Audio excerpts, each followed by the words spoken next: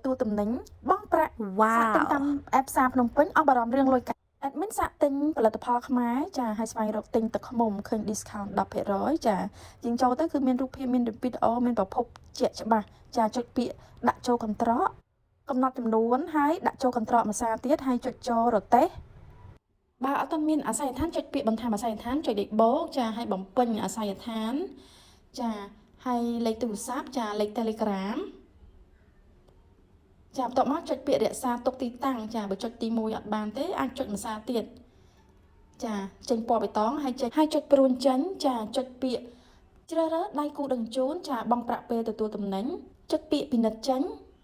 ពិនិត្យតំណែងតម្លៃនិងសេវា COD ចាឲ្យបានត្រឹមត្រូវចុចពាក្យធនាគារ COD ចុចពាក្យរូបភាពដើម្បីបញ្ចូលតំណែងដែលបានទិញចុចពាក្យបន្តចាហើយពាក្យបន្តនេះចុចតែម្ដងគត់ហើយចាំបន្តិចនោះនឹងការបញ្ជាទិញនឹងបានជោគជ័យ